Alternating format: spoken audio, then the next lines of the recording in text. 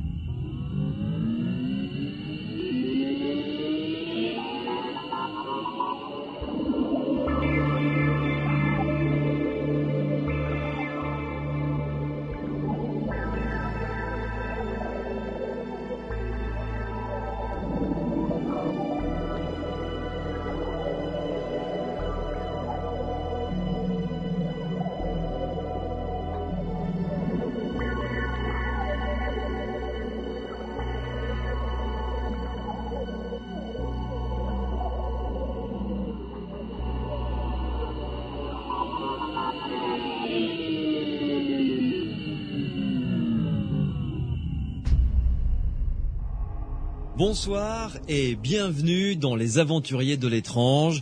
Ce soir, je vais laisser une large place à vos témoignages d'observation d'OVNI. Vous êtes nombreux et nombreuses à avoir réagi lors de notre précédente émission sur ce thème aussi.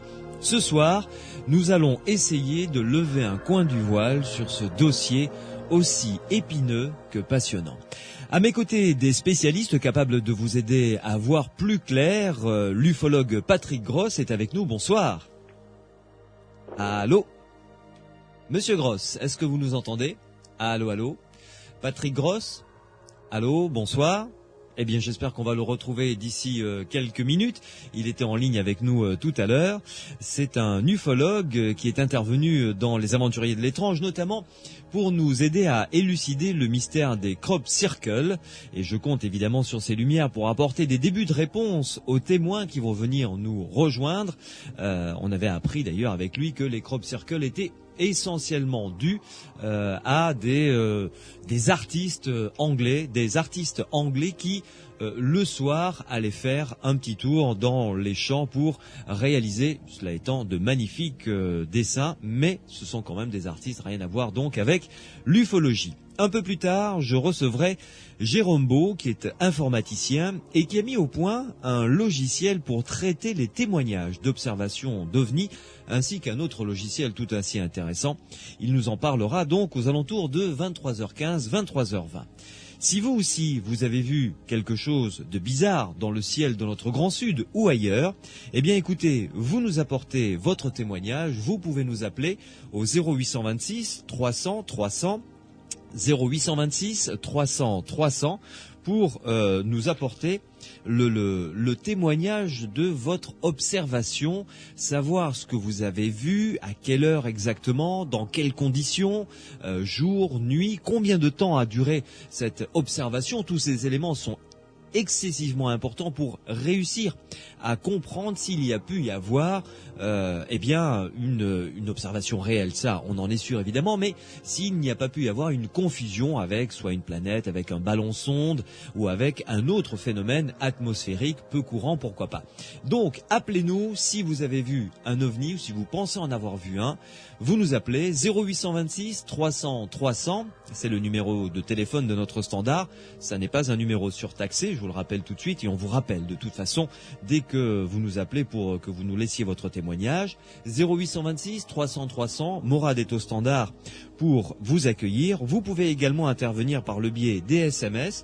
Vous tapez sur votre portable Sud. Ensuite, vous laissez un espace. Vous rédigez votre texte, votre question, votre réaction, votre commentaire. Et vous nous envoyez le tout au 71 200.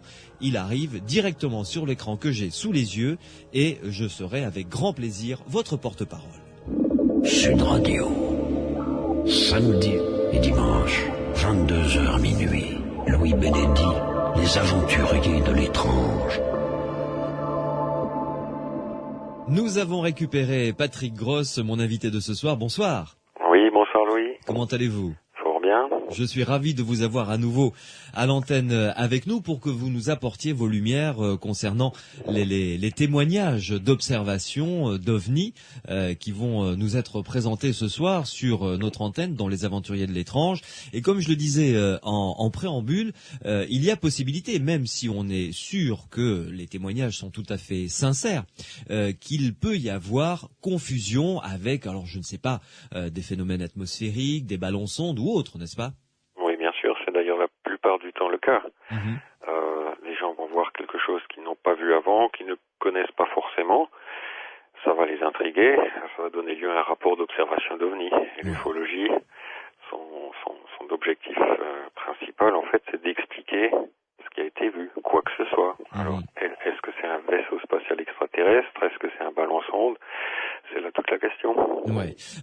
Est-ce que vous avez idée du pourcentage de témoignages que l'on réussit à élucider en découvrant qu'en fait la personne s'était de manière tout à fait sincère trompée? Ah, les pourcentages. Oui, je sais. C'est une question à laquelle pratiquement chaque ufologue donnera une réponse légèrement différente qui dépendra de son propre catalogue. Ouais. Alors je peux donner des exemples. On peut prendre un fameux rapport prétendument scientifique, disons, par l'Université du Colorado, qui avait été chargé par l'US Air Force de les aider à se débarrasser de cette question des ovnis. Ah, oui. Et donc eux, leur objectif, c'était un petit peu de dire, bon, ben, il n'y a rien, il faut arrêter avec ça n'a aucun intérêt.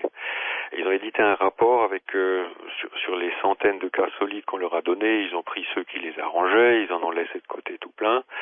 Et sur cette proportion-là, finalement, tout en concluant que les ovnis, ça n'a aucun intérêt, ils avaient quand même une bonne dizaine de cas sur la soixantaine pour lesquels ils n'avaient pas de réponse, voire écrivaient en toute candeur, ah ben si ce rapport a bien l'air d'être un objet qui ne vient pas de chez nous, ou des choses comme ça. Alors qu'ils étaient au départ payés pour sabrer le dossier OVNI. Oh, voilà. Donc ça fait quand même une proportion intéressante, 10%, hein, alors que l'objectif était loin d'être candide. Hein. On va avoir j'ai vu des chiffres de la gendarmerie nationale via le CNES qui indiquaient que pour l'année 1978, il y a un tiers des rapports déposés à la gendarmerie sont ce qu'ils appellent des PAN-D, c'est-à-dire des phénomènes aériens non expliqués catégorie D, c'est-à-dire des phénomènes qui, malgré les données qui sont suffisantes, malgré les enquêtes, malgré la recherche d'une explication triviale, n'en ont pas eu. Alors, bon, au CNES, on ne dit pas c'est des vaisseaux extraterrestres parce que on n'aime pas trop s'avancer à ce point-là. Mais bon, c'est encore un pourcentage. Moi-même, si je prends par exemple les témoignages que je reçois par courrier électronique, donc c'est des témoignages où pour la plupart du temps, je ne peux pas vraiment faire d'enquête. Hein. C'est un email que je reçois. Je n'ai pas les moyens matériels d'aller voir des centaines de gens chaque année pour mener une enquête approfondie. Malheureusement. Je dirais que pour à peu près 25% de ces témoignages, je trouve une explication tout de suite. C'est-à-dire, ça c'était un ballon au coucher du soleil, ça se présente exactement comme ça, c'est exactement la description, ou c'était un météore, ou c'était un avion, ou c'était ceci, cela. Pour une autre partie, on peut pas vraiment savoir parce que les données ne sont pas suffisantes. Les gens sont pas forcément des farfelus ou des ahuris, mais ils sont pas formés pour décrire de manière précise ou scientifique une observation. Alors ils vont vous donner des descriptions qui ne permettent pas d'aller très loin.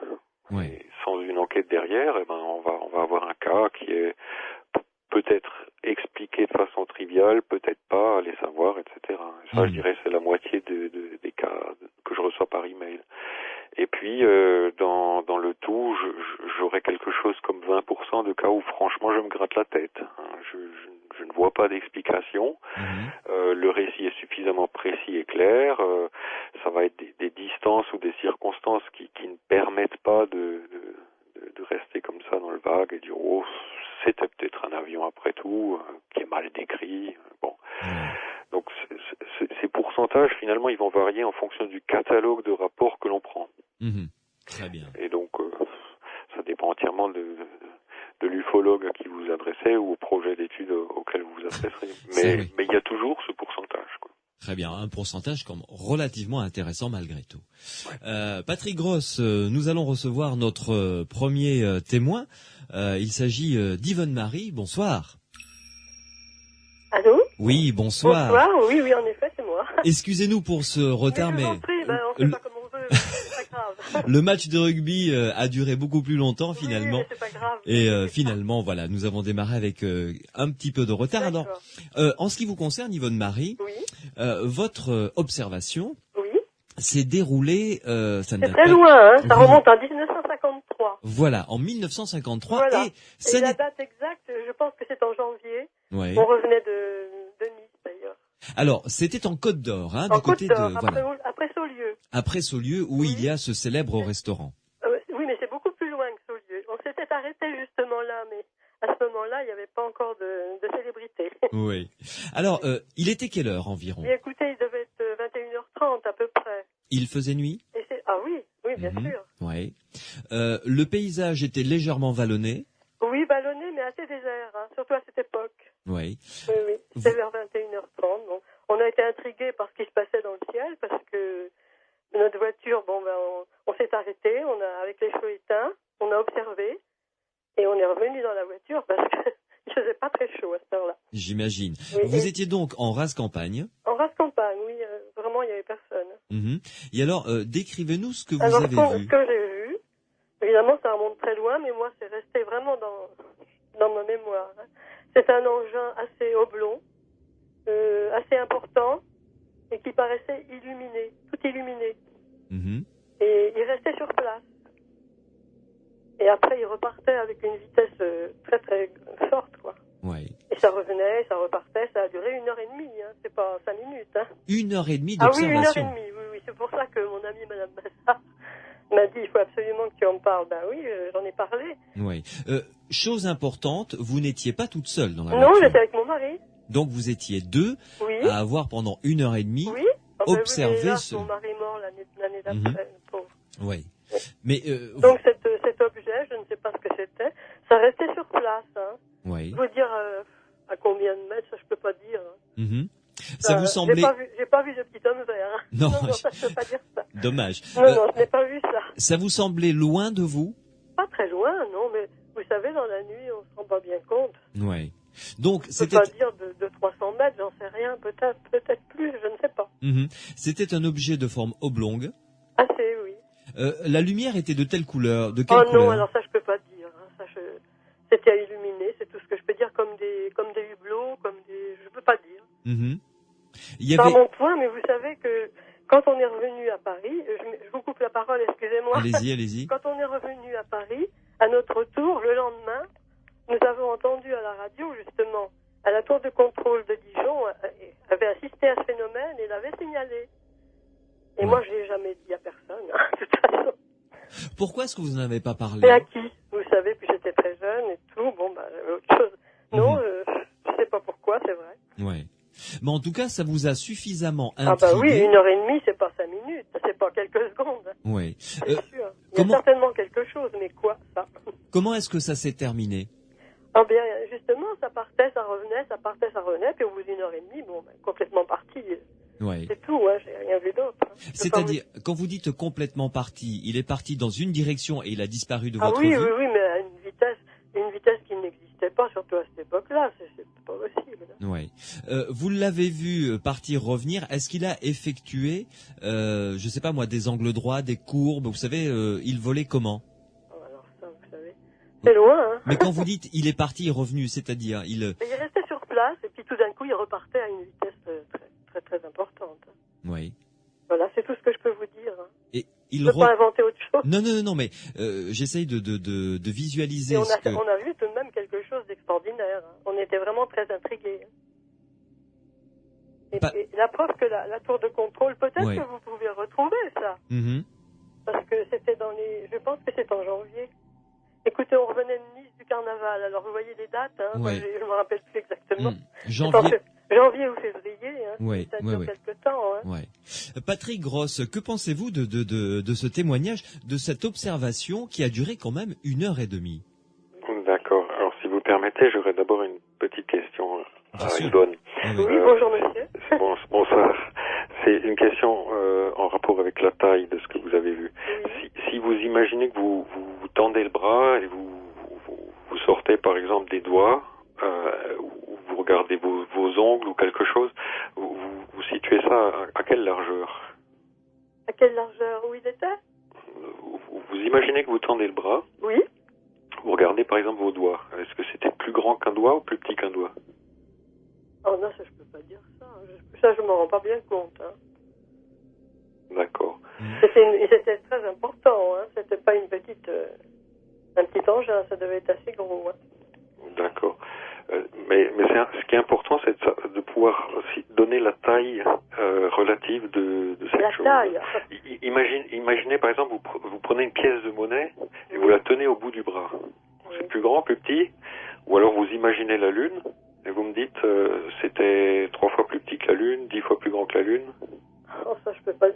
Je me rends pas bien compte. Hein. Vous savez, c'est tellement loin tout ça. D'accord, donc c'est. Moi, je vous dis exactement ce que j'ai vu. Hein. C'est au niveau du souvenir que vous n'arrivez pas à situer la taille, quoi. D'accord. À un autre moment, vous m'avez parlé de. Bon, c'était un objet qui émettait de la lumière. Hein. Oui. Vous m'avez parlé de hublots. Comme s'il y avait des hublots. D'accord. Allumés. Donc en fait, c'est ces hublots qui étaient illuminés. Oui. Vous diriez qu'il y en avait 1, 2, 10, 20. Ah, il y en avait tout de même pas mal. Hein. C'était toute la partie était illuminée, hein, tout l'engin. D'accord. Mais autour de ces hublots, vous ne distinguiez pas de forme. Non. D'accord. Non. Donc en fait, on a une rangée de lumière. Voilà, exactement. D'accord. Est-ce que vous vous rappelez si cette rangée de lumière avait été verticale ou horizontale? Ah, plutôt horizontale. Hein. Plutôt horizontale. Horizontale, oui. Ouais. Voilà, c'est tout ce que je peux vous dire. Oui, mais c'est déjà pas mal. Mais je ne sais pas si vous pourriez peut-être avoir des renseignements par cette tour de contrôle de Dijon. C'est loin, bien sûr, mais ça doit être marqué tout de même, non? C'est une piste à suivre, oui. Moi, je pense. S'ils ont rapporté la même chose, oui. On pourra le voir. Mais c'est pas toujours évident de retrouver les archives. Moi, j'ai retrouvé énormément d'archives sur les événements de l'année 1954, dans laquelle je me suis un petit peu spécialisé. Oui. En 1953, on en parlait beaucoup moins, donc. Oui. Mais c'est vrai que ça vaut la peine de faire des recherches. Oui, parce que je pense qu'ils ont certainement noté quelque part. Ça, c'était une chose importante. Est-ce qu'ils l'ont signalé? Oui, tout à fait. À la radio. Voilà, c'est tout ce que je peux vous dire. Oui. En tout cas, Yvonne Marie, merci pour ce témoignage. Mais, écoutez, c'est normal, hein, dans le fond. Vous savez, je l'aurais jamais fait si cette amie, Madame Madard, que vous connaissez. Oui. Mais dites-moi, Yvonne Marie, juste une petite question. Je la connais depuis 66, alors vous voyez. Effectivement. Dites-moi, Yvonne Marie, vous n'en avez pas parlé. Est-ce que vous n'en avez pas parlé par peur de paraître un petit peu ridicule? Pas du tout. Non? Oh là là, vous savez, j'ai fait la résistance, j'avais pas peur. Hein. Ah oui, effectivement. Ah oui. Non, pas du tout, hein. Il y a dû avoir bien d'autres choses qui étaient beaucoup plus graves que ça, effectivement. Bien sûr, oui. Bon, merci beaucoup en tout cas. J'ai suivi toutes les émissions qu'il y a à chaque fois. Ça m'intéresse beaucoup. Bon. Surtout que dans ma famille, il y avait des pilotes en plus. Alors on parlait de tout ça. Écoutez, voilà, je ne vais pas vous retarder plus. Non. Vous avez dit une chose intéressante. Dans votre famille, il y a des pilotes. Oui, mon père est pilote, mon oncle, mon frère aussi. Oui. Et vous en avez parlé avec eux? Ah oui, on en a parlé à cette époque, mais ils sont morts maintenant. Hein. Et qu'est-ce qu'ils vous avaient dit? Enfin, qu'est-ce qu'ils vous ont dit? C'était curieux. C'était curieux qu'il y avait certainement quelque chose, mais enfin, c'est tout. Bien. Voilà, bien écoutez. Merci. Ça peut vous être utile. Hein. Tout à fait. Merci beaucoup, Yvonne Marie. Une bonne soirée. À vous aussi. Merci, bonsoir. Si vous avez quelque chose à me dire, en tout cas, vous pouvez me rappeler, hein, ça ne me dérange pas. Avec grand plaisir. Merci beaucoup. Au revoir, Yvonne Marie. 0826 300 300. Vous pouvez nous appeler si vous avez vu quelque chose de tout à fait particulier dans le ciel un soir. 0826 300 300. Une question, Patrick Gross, avant de retrouver un autre témoignage. Ça marque les gens visiblement, parce que là, ça date de 1953, comme nous l'a dit Yvonne Marie, quand même. Oui, bien sûr, oui. Oui, les gens vont être d'autant plus marqués que l'observation était étrange. C'est sûr qu'une simple lumière distante, assez ordinaire, sur laquelle on se demande si peut-être c'est ce qu'on appelle un ovni ou pas, on n'est pas sûr, ça marque pas énormément les gens. Par contre, quelque chose de vraiment étrange, oui, ça reste dans les mémoires. Et est-ce qu'il y a de vieux témoignages que vous avez recueillis comme ça? Là, bon, c'est 1953, mais je pense à des témoignages peut-être qu'on a retrouvés dans la littérature, dans des écrits qui datent du début du XXe siècle, fin du XIXe. Oui, ou même avant. Maintenant, ça pose plus c'est ancien, plus ça pose de problèmes au niveau de l'interprétation. Évidemment. On voit avec Yvonne, par exemple, que on n'arrive pas à avoir un souvenir précis d'une taille angulaire, par exemple. Ouais. Et ça, c'est gênant parce que même si le phénomène est étrange, le fait de ne pas avoir cette précision-là suffira à ce que beaucoup de gens haussent simplement les épaules en disant c'est des souvenirs, c'est vague, ça remonte à 53. Il y a peut-être quelque chose de précis là-dedans, mais étant donné que la taille angulaire, le souvenir n'en est pas précis, n'est pas descriptible, ma foi, qu'est-ce qui nous dit que le reste est précis, etc., etc. Donc plus c'est ancien, plus on va avoir de la difficulté à retrouver les éléments clairs et précis qui vont faire un rapport, on va dire, solide. Ouais. Vous restez avec nous, Patrick Gross, une pause et on se retrouve dans quelques minutes avec un autre témoignage, celui de Maxime. Alors on va se rapprocher un petit peu vers nous dans le temps, puisque lui a fait une observation en 1972, une observation tout à fait étonnante. À tout de suite. Sud Radio, samedi et dimanche, 22h minuit. Louis Bénédit, les aventuriers de l'étrange. Dossier OVNI, ce soir 0826 300 300, le standard vous est ouvert si vous pensez avoir observé quelque chose de particulier dans le ciel un soir ou en pleine journée. Morad est au standard pour recueillir vos témoignages.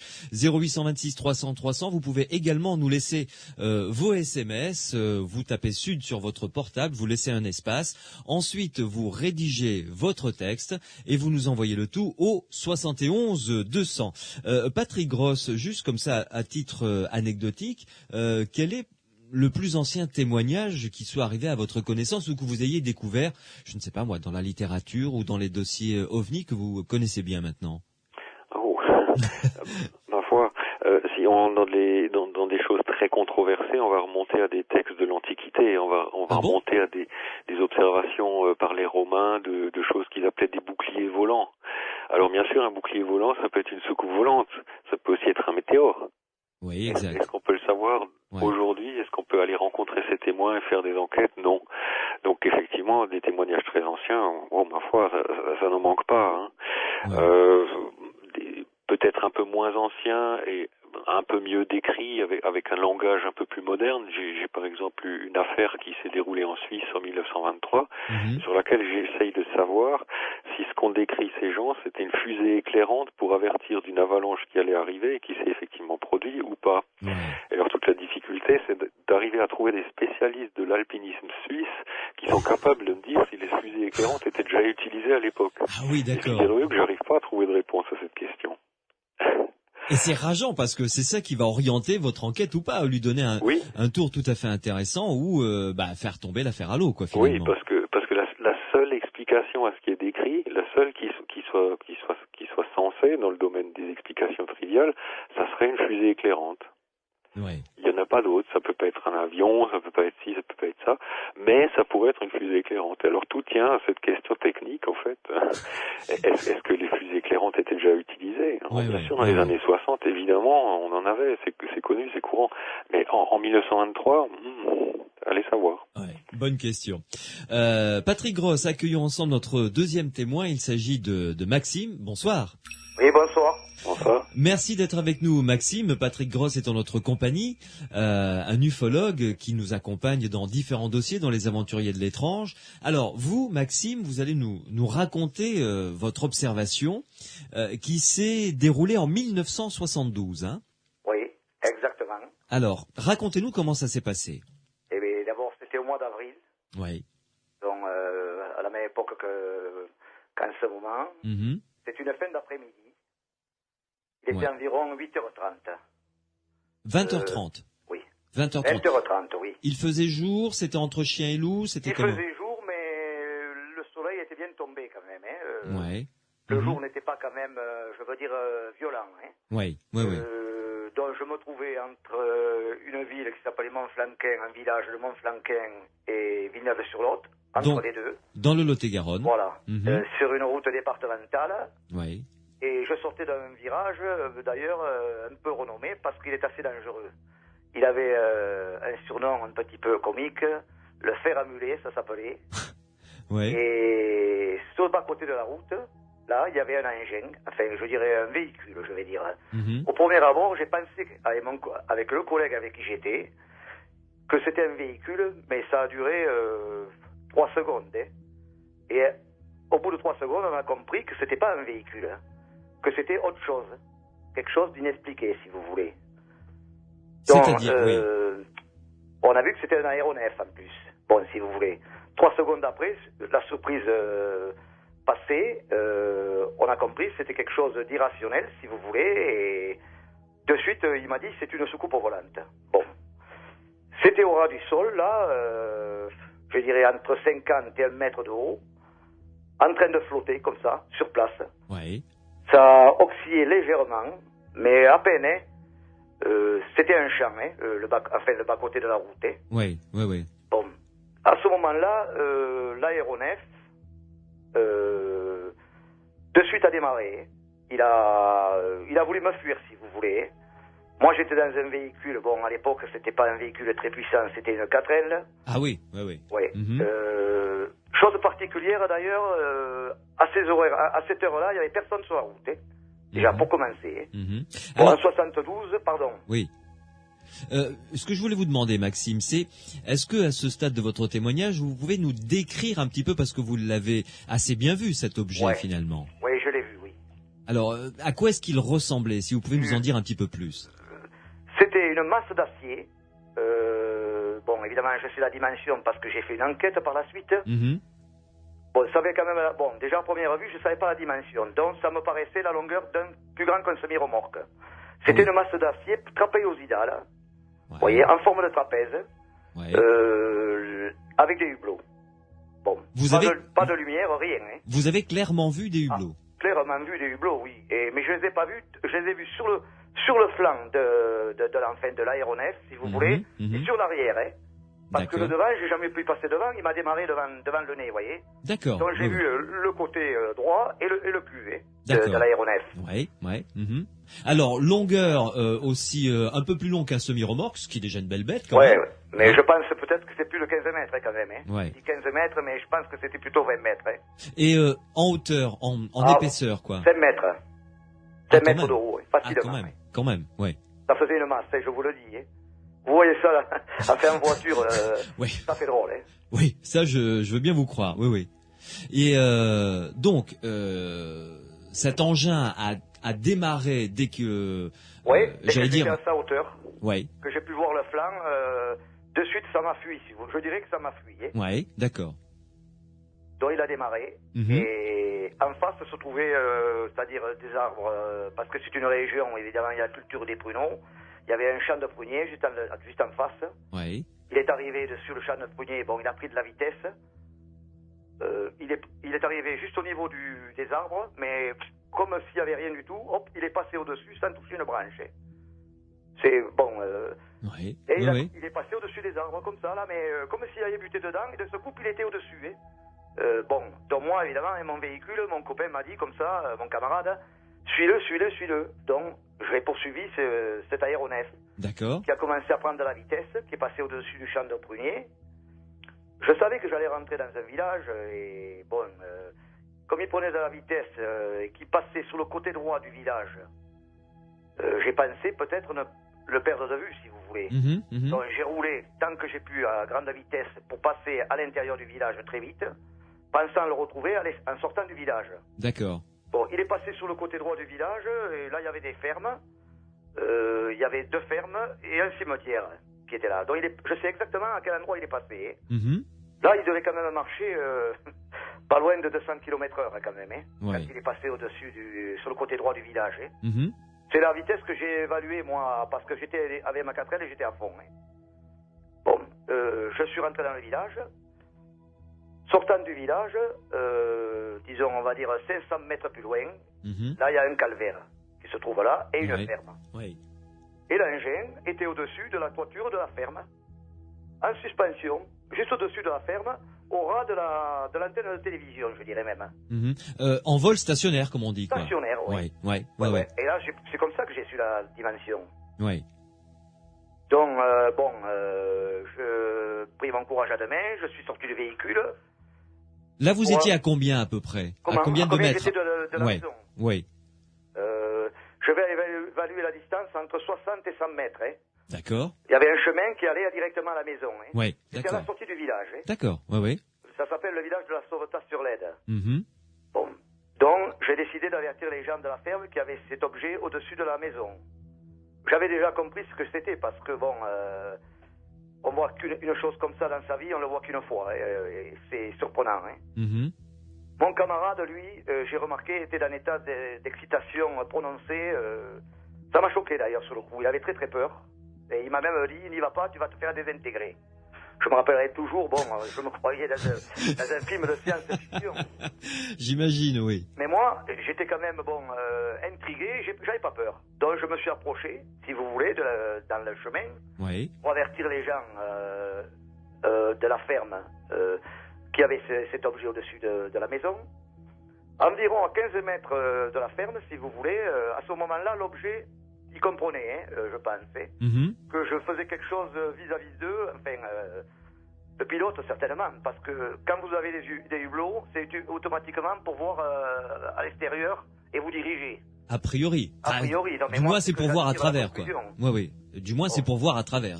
Voilà, donc c'est pour voir à travers. Oui. Donc, il a commencé à reculer derrière la maison pour me fuir, une seconde fois. Oui. À ce moment-là, le voyant plus, c'est-à-dire dans l'axe du toit, moi je suis passé sur le côté gauche de la maison. Il y avait un hangar où il y avait des animaux de ferme. C'est-à-dire, et je suis passé entre la maison et le hangar. Oui. Et là, je l'ai vu partir de derrière, devant moi, l'objet. Je l'ai revu encore de près, si vous voulez. Là, il s'était vallonné derrière. Il y avait énormément d'arbres, c'est-à-dire c'était une forêt dense. Qui était étendu quand même sur, peut-être je dirais sur 1 kilomètre à perte de vue. Des chênes, dont là, devant moi, il a redémarré là, il a oscillé vers la pente, si vous voulez, à une vitesse normale, et puis d'un seul coup, il a accéléré, en prenant un virage légèrement pour se diriger sur cette forêt. Il s'est dirigé sur cette forêt, et là, il est parti à grande vitesse. En rasant les arbres, mais alors sans les toucher, rien. Donc c'était bas comme altitude quand même. Ah, complètement. C'était relativement bas, puisque les chênes, on va dire que ça fait 10 mètres. Là, il rasait tous les arbres comme ça, à une vitesse qui était impressionnante après. Sans les toucher. Sans les toucher. Ouais. Toujours pareil comme il avait fait pour les pruniers, pareil. Et alors, Maxime, une question que je ne vous ai pas posée depuis le début de votre témoignage, le son. Est-ce qu'il y avait un son quelconque? Oui, il y avait un petit sifflement. Il y a eu un chuintement, je dirais pas un sifflement. J'y ai réfléchi parce que c'est loin. C'était comme, je dirais un chuintement, je dirais. Voilà comment je dirais le terme. Pour pas dire sifflement, je dirais, mais c'était imperceptible, mais il y avait quelque chose. Il y avait quelque chose, il y avait un petit sifflement, j'ai fait un petit chuintement. Ça a été très léger. Là, mon camarade ne m'avait pas suivi, j'étais tout seul. Il est resté dans la voiture, terrorisé. Voilà exactement ce que j'ai vu. Et évidemment, par la suite, est-ce que je continue mon élocution ou est-ce que vous avez mené votre enquête après? Ouais, après j'ai amené une enquête, oui. C'est-à-dire, j'ai laissé passer, je suis rentré chez moi, j'ai eu un grand tort, c'est de ne pas le déclarer à la gendarmerie. Ça, je le regrette. Oui. Et 3 semaines après, quand même... ça m'a travaillé, j'ai dit, il faut que j'aille à la ferme voir si s'est passé quelque chose, quoi. Comme il y avait un hangar avec des animaux je me suis dit, il y a peut-être eu un phénomène dans la maison, les plombs qui ont sauté, donc je suis allé voir les gens. Oui. Les paysans, si vous voulez. Et alors? Qui m'ont très bien reçu, d'ailleurs, qui n'ont pas, ils n'étaient pas étonnés parce que, ça leur faisait plaisir, quoi, que quelqu'un ait vu quelque chose chez eux d'irrationnel, si vous voulez. Ils vous ont pas pris pour un fou, quoi. Pas du tout, J'y suis revenu, je vous dirais, il y a 2 ou 3 ans de ça. Je suis revenu les voir, entre parenthèses. Et donc je leur ai dit ce qui s'était passé et tout. Ils m'ont dit non, il n'y a pas eu de plombs qui ont sauté, rien du tout. J'ai dit dans la grange, là, il n'y a pas eu de problème avec les animaux, d'affolement, rien. Non, il ne s'était rien passé. Eux, évidemment, je suppose, j'en ai fait l'analyse par la suite, 8h30, bon, les gens sont dans aux informations, évidemment. À la télévision. Ouais. C'est une époque où il n'y avait pas beaucoup de voitures sur les routes. En 72, bon, à cette heure-là. Et c'est vrai, j'ai rencontré aucun véhicule, donc je ne peux pas avoir d'autres témoins, si vous voulez. Oui, mais il y avait votre ami qui était là. Oui, il y avait mon ami. Votre copain qui était là et qui a assisté à toute la scène. Il a assisté, il l'a vu au-dessus de la ferme, comme moi, mais il l'a pas vu, évidemment, derrière la ferme, quand je suis allé, moi. Oui. Bon. Je suis parti de la ferme, bon, sans avertir les gens, là, quand même, hein. Parce que j'avais peur qu'on me prenne pour un imbécile sur le coup. Ah oui, je comprends. Donc, j'ai réintégré mon véhicule et on est parti, bon, dans un état un peu, bon... un peu bizarre. Un peu bizarre, ouais. Maxime, vous restez avec nous, on fait une pause et ensuite, je passerai le relais à Patrick Gross, que votre témoignage doit intéresser, voire même intriguer.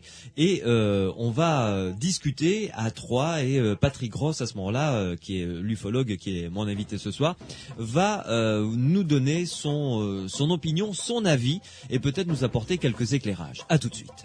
Sud Radio. Samedi et dimanche, 22h minuit. Louis Benedit, les aventuriers de l'étrange. 0826 300 300, appelez-nous si vous avez vu quelque chose de particulier dans le ciel, si c'était quelque chose qui ressemblait de près ou de loin à un ovni à votre avis. 0826 300 300, soirée spéciale témoignage consacré à ces observations d'ovnis. Patrick Gross, ufologue, est en ma compagnie, ainsi que Maxime qui nous a rapporté ce témoignage tout à fait étonnant. Cette observation donc s'est déroulée en avril 72. Patrick Gross, quel est votre sentiment après avoir écouté Maxime? Là, on a un cas qui est, je dirais, à haute étrangeté. C'est de toute évidence quelque chose qui, a priori, comme ça, ne s'explique pas par je ne sais quel ballon ou avion ou autre. Ça, je crois que oui.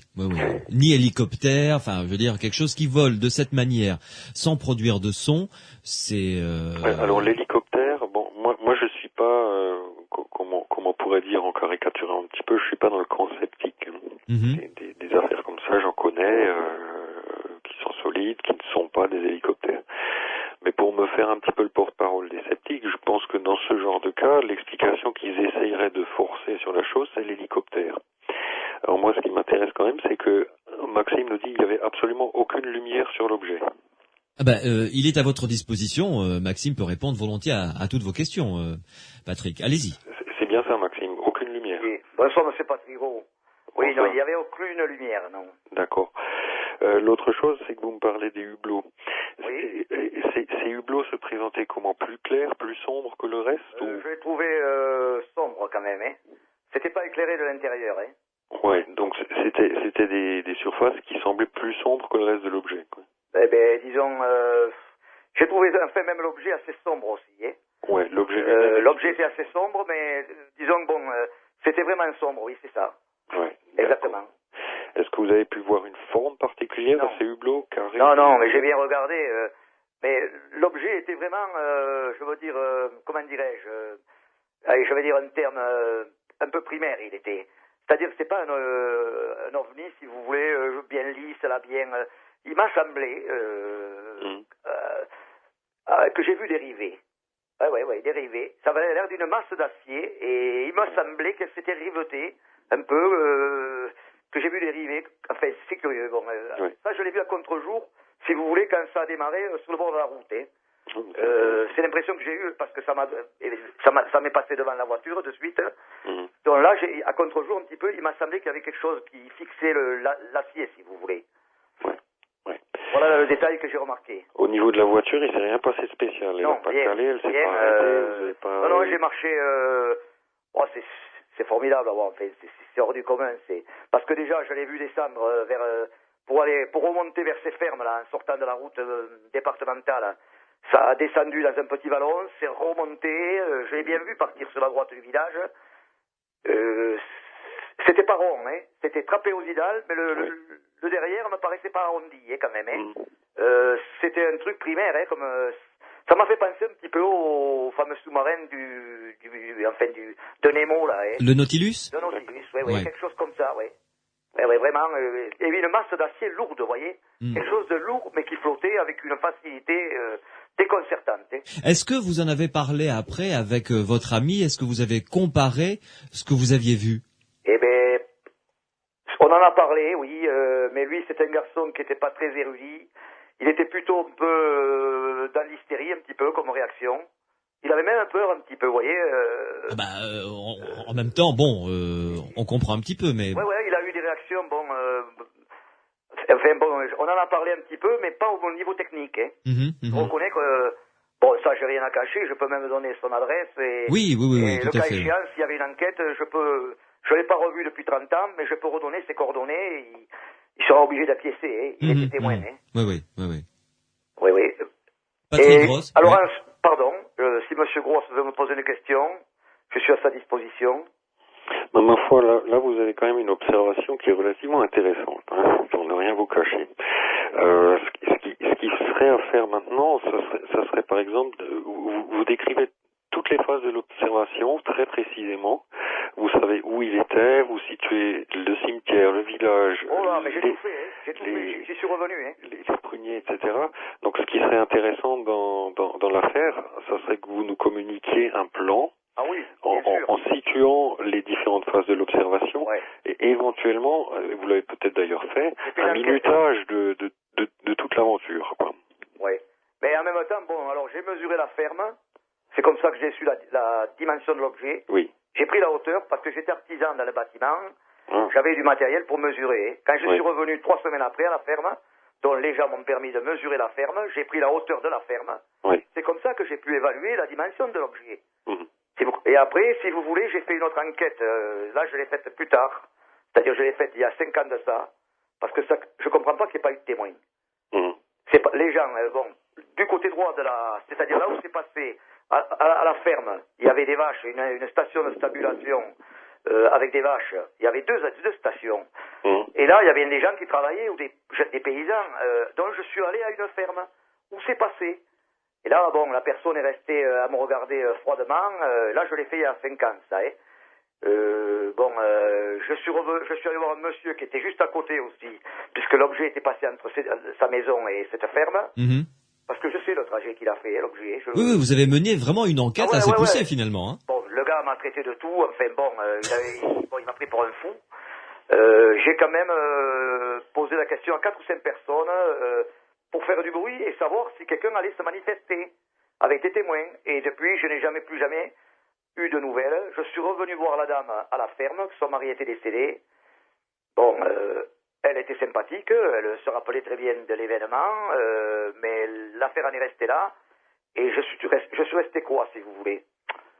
Et bon, vous passez une vie avec ça, vous avez vu un engin comme ça, vous y pensez toute votre vie, comme si, bon, les gens qui sont croyants, ils veulent voir la Vierge ou le Christ, bon, ils voyaient jamais rien. Moi, je vois quelque chose qui n'était pas rationnel, là, quelque chose, bon, qui m'a vraiment surpris et que j'ai bien pu détailler. Patrick Gross, là, enfin, il y a plusieurs hypothèses à éliminer les unes après les autres, mais là, c'est un témoignage oral, évidemment, il faudra en discuter avec Maxime, éventuellement le rencontrer, qu'il fasse un plan, coucher sur le papier tout un tas d'éléments pour que vous puissiez vraiment vous prononcer, mais là, a priori, quel est votre sentiment? Si vous permettez, je vais d'abord poser la question à Maxime. Pour vous, Maxime, ce que vous avez vu, ça pouvait être quoi? Si vous cherchez l'explication la plus logique possible, déjà, je me suis la moins pire, disons. Ouais, mais bon, non. Pour moi, bon, c'est quelque chose. En 72 déjà, bon, il n'y avait pas d'engin qui pouvait se déplacer avec cette propulsion déjà. Hein. Voilà, vous me dites que c'est pas de chez nous, quoi. Non, c'est pas de chez nous. Bon, je me suis documenté quand même avec des revues scientifiques, dont j'ai pris des bouquins de Petit, par exemple, de Jean-Pierre Petit. Vous êtes au courant, je pense. Oui. Bon, j'ai pensé à cette histoire de MDH, là.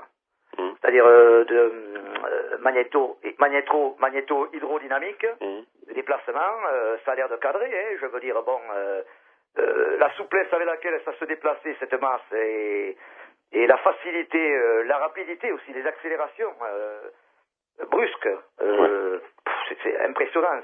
Est-ce que, Maxime, vous avez parlé à chaque fois de la cime des arbres. Quand il se déplaçait, il frôlait les arbres. Hein. Est-ce que les arbres bougeaient? Est-ce que les feuilles bougeaient? Je pense que non. J'y ai réfléchi, justement. Je pense que la cime que les arbres ne bougeaient pas, les feuilles ne bougeaient pas. Ouais, ça bougeait pas, ça... je pense qu'il y avait rien qui bougeait. Parce que un engin comme ça qui passe fait un déplacement d'air. C'est ça, tout à fait. Et donc les feuilles bougent. Or si rien ne bougeait, ça se rapproche de la théorie de magnéto machin bidule. Oui, hydrodynamique. Voilà. De Jean-Pierre Petit. Voilà. Qu'en pensez-vous, Patrick Gross? Alors là, au niveau de la façon dont ce truc-là bouge, moi je me prononcerai pas. Hein. La magnéto-hydrodynamique, c'est une idée tout à fait intéressante, notamment parce qu'elle résout un problème qui était une objection courante aux ovnis à une certaine époque, qui était de dire mais ces trucs dont on dit qu'ils sont supersoniques, on n'entend pas les bangs, donc ça n'existe pas, c'est des visions, c'est hallucinatoire. Et la magnéto-hydrodynamique résout ce problème-là, puisqu'elle permet de se déplacer à des vitesses supersoniques sans qu'il y ait cette onde de choc, quoi. Ouais. Mais pour le reste, la magnéto-hydrodynamique est quand même basée sur l'idée qu'on ionise l'air ambiant.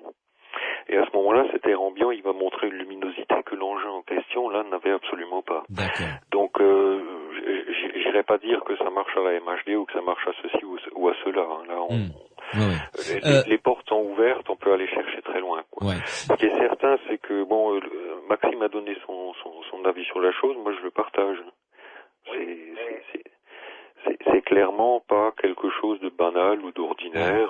J'ai pas d'avion miracle à sortir de ma manche là pour vous dire nous avons un SMS qui vient d'arriver d'un auditeur, un fidèle auditeur dont le pseudonyme est Rascal, qui dit la présence de l'objet près de l'antenne télé, parce que Maxime, vous avez dit que l'objet avait été resté en vol stationnaire, hein, au-dessus aurait peut-être dû gêner la réception télé. Est-ce que vous en avez parlé? J'ai pas pensé à poser la question aux gens. Ah, d'accord. Mais par exemple, je me suis posé une question déjà. Je me suis posé des interrogations. C'est-à-dire, arrêt. Premièrement, il était sur le bord de la route. D'ailleurs, je vous dirais que il me semble qu'à l'endroit où c'était posé, quand je l'ai vu, ça n'a pas repoussé l'herbe. Hein. J'ai vu qu'il y avait un tas de gravats maintenant à cet endroit et qu'ils avaient mis des pierres. Le champ est complètement libre et là, il y a des pierres. Donc, je suppose que déjà, l'herbe, ça, je vous dis, j'y suis passé il y a 2 ou 3 ans, j'ai vu ces pierres-là sur le bord de route, j'ai dit, ils ont dû voir que ça poussait pas, ils ont dû mettre des... Et c'était là où était arrêté l'engin. Pourquoi était-il arrêté, déjà? Point d'interrogation. Il y avait une raison, là. Ouais. Et après, deuxième question, la fuite. Pourquoi la fuite? Donc, ça, c'est aussi un point d'interrogation. Donc, déjà, il y a l'histoire des hublots. Regard vers l'extérieur.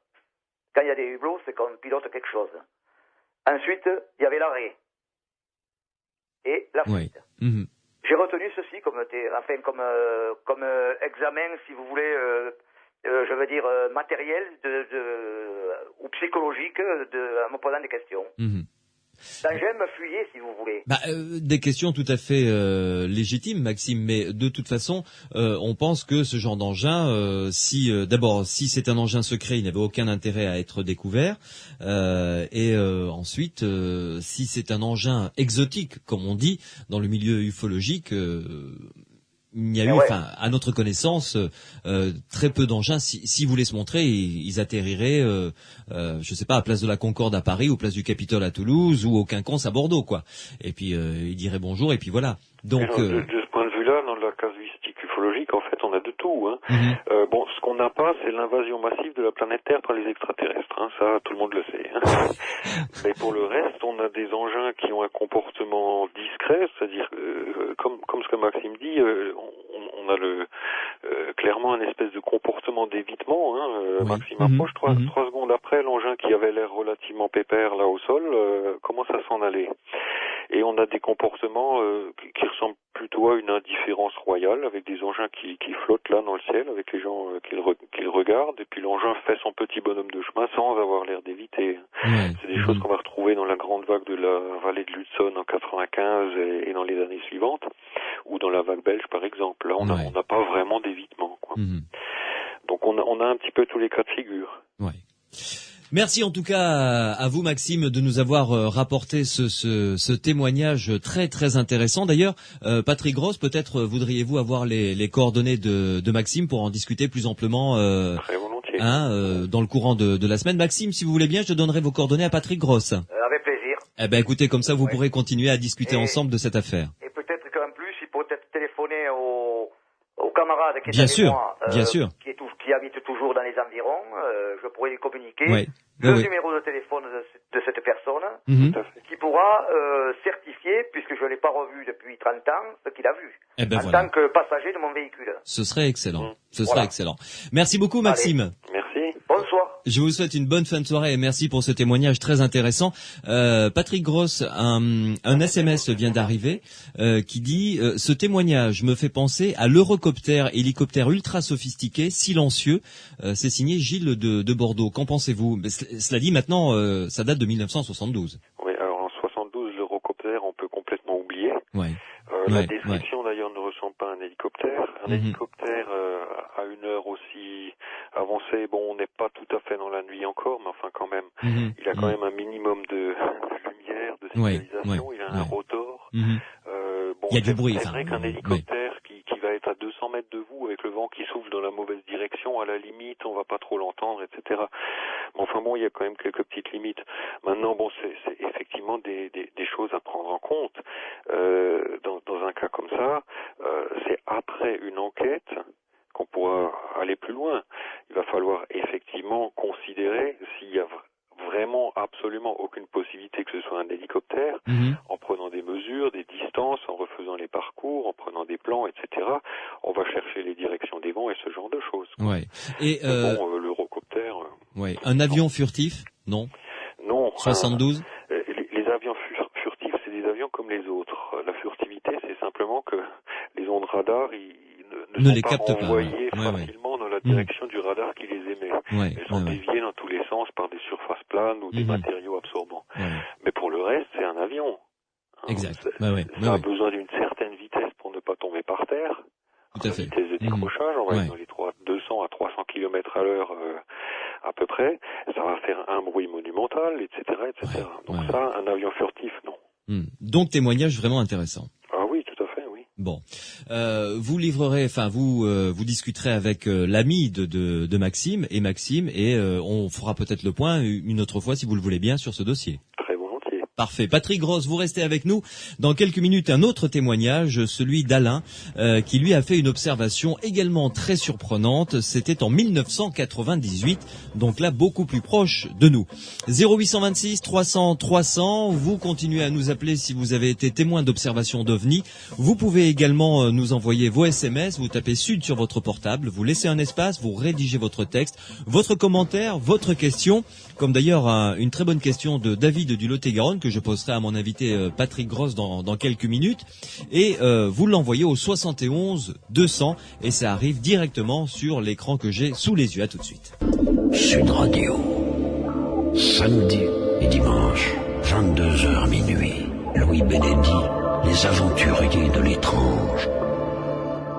0826 300 300 si vous avez été le témoin d'une observation tout à fait intéressante dans le ciel de notre Grand Sud ou d'ailleurs. Morad est au standard pour recueillir vos appels, ou vous pouvez nous contacter par SMS sur votre portable. Vous tapez Sud, vous laissez un espace, vous rédigez votre texte et vous envoyez le tout au 71 200. Un peu plus tard dans l'émission, avant la fin de l'émission, je recevrai Jérôme Beau qui est informaticien et qui a mis au point d'ailleurs un logiciel pour traiter les témoignages d'observation d'OVNI. Patrick Gross, ufologue, est mon invité ce soir. Il m'épaule pour nous apporter ses lumières concernant ces témoignages que vous avez la gentillesse de nous livrer. Patrick Gross, je vous propose d'accueillir maintenant Alain qui est dans notre compagnie. Bonsoir Alain. Bonsoir. Alors Alain, vous, votre observation s'est déroulée en 1998. Oui, tout à fait. Par un jour, c'était au mois de mai. Il faisait un temps magnifique sans un nuage et j'avais rendez-vous chez un client, j'étais commercial à l'époque, et donc je me souviens exactement de l'heure, l'observation, ou les observations ont eu lieu de 11h30 à midi. Donc plein jour, ciel magnifique. Ah, magnifique. Bon, donc conditions idéales pour observer le ciel, ou quelque chose dans le ciel du moins. On peut le dire comme ça, oui. Absolument. Alors, racontez-nous votre aventure, qu'est-ce qui s'est passé? Écoutez, j'avais rendez-vous chez un client donc à Gournay-en-Bray, qui étant en Normandie. Et la route était très droite sur des kilomètres. Et soudainement, sur la gauche, j'ai observé donc deux objets que j'ai d'abord pris pour des cerfs-volants, ensuite pour des éperviers. Ouais. Et en me rapprochant et en regardant mieux, j'ai vu que c'était en fait deux objets, des aéronefs, semble-t-il, qui étaient en vol stationnaire, l'avant penché à peu près à 30 degrés, et qui était donc, un me faisait pratiquement face et l'autre était de profil. Et en regardant mieux, je me suis aperçu donc que ces objets qui étaient en vol stationnaire ressemblaient un petit peu au Concorde, qui m'avait bien sûr interpellé et étonné, qu'il y avait des ailerons à la base de ces engins-là, mais qu'ils étaient en vol stationnaire. Ils ne bougeaient pas, ils étaient donc arrêtés. Et, ils étaient loin de l'autre, loin l'un de l'autre.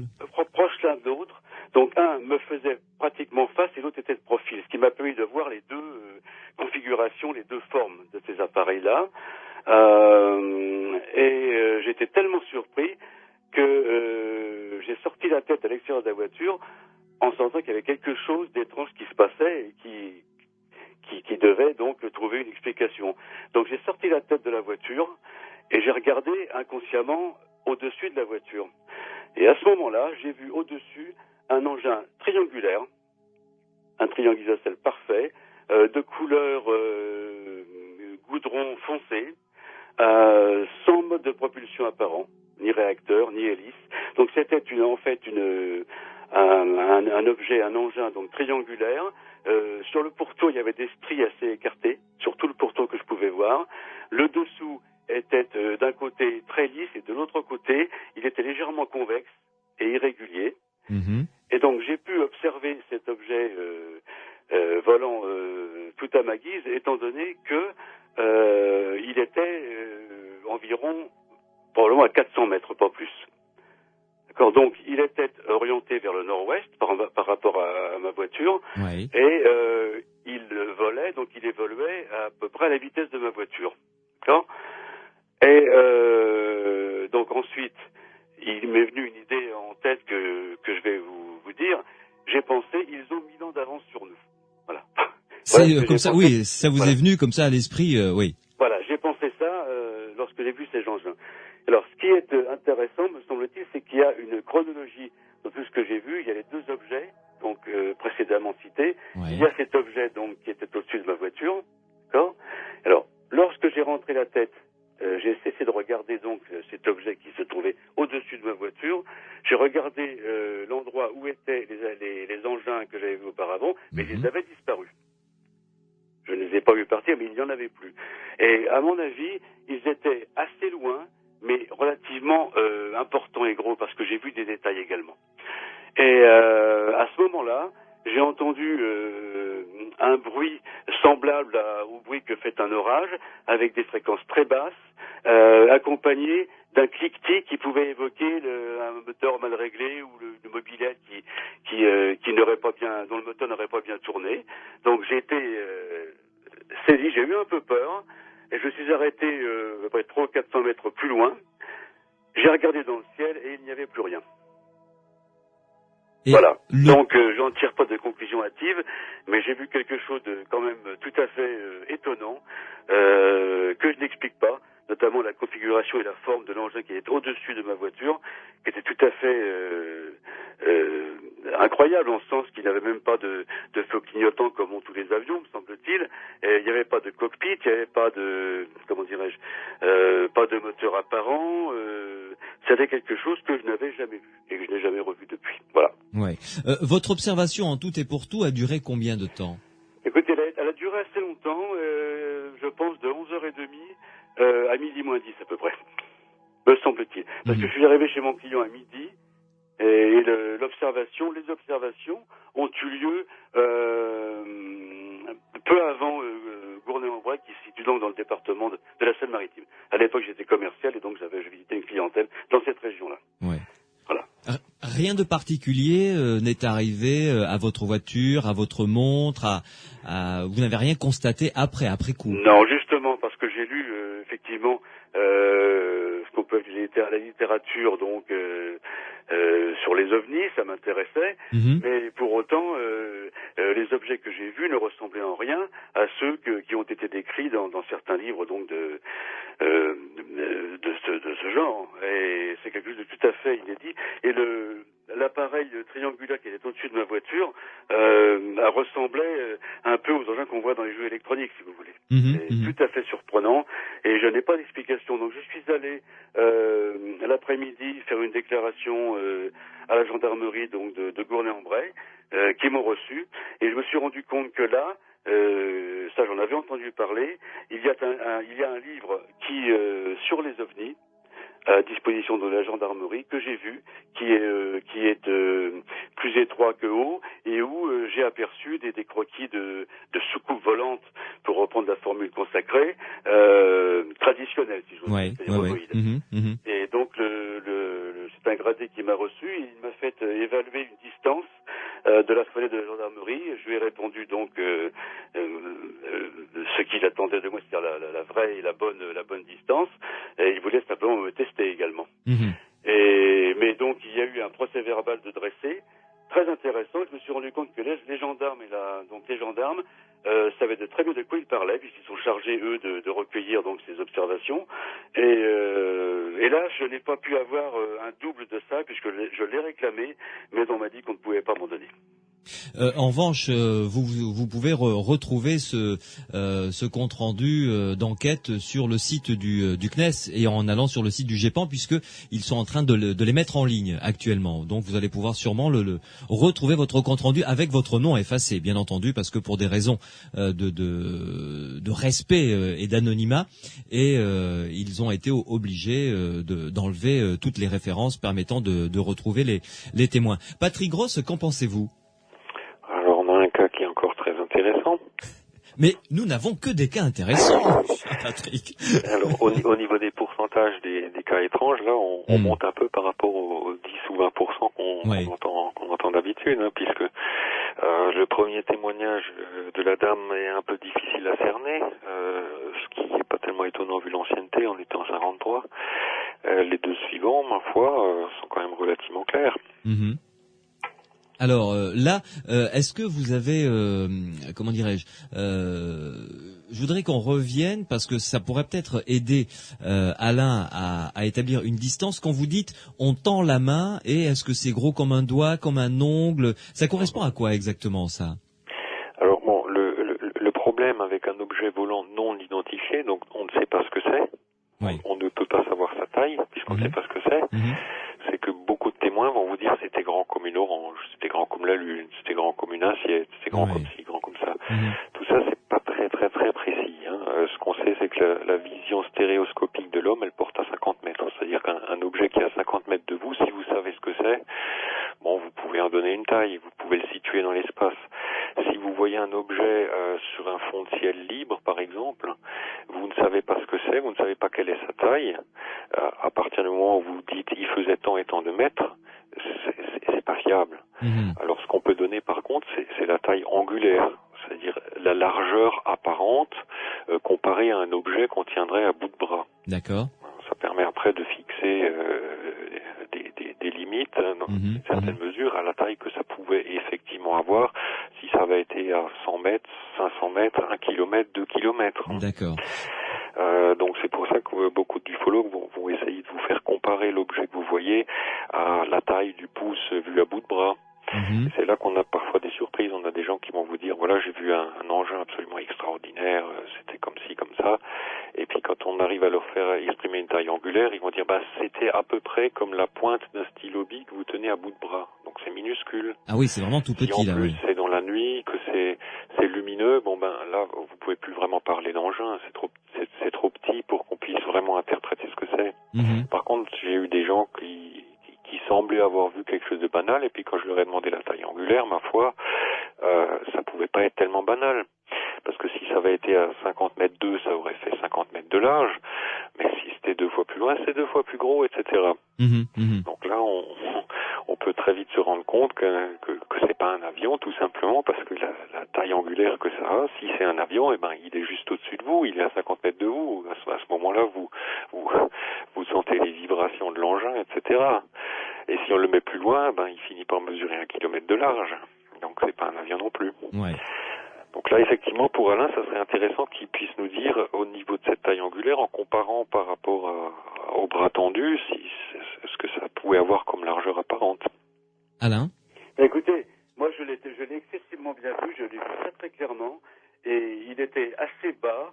J'ai discerné des détails dont je me souviens très bien, surtout les stries écartées qui étaient au pourtour de l'appareil, tout au moins pour ce qui était visible de l'endroit où j'étais. Et j'ai très bien vu la couleur. J'ai vu qu'il n'y avait pas de cockpit, qu'il n'y avait pas de propulsion, que c'était donc quelque chose de plat et d'épais, mais uniformément épais sur toute la surface, voyez-vous. Donc je n'ai pas une vague lueur ou une vague chose. Oui, j'entends bien.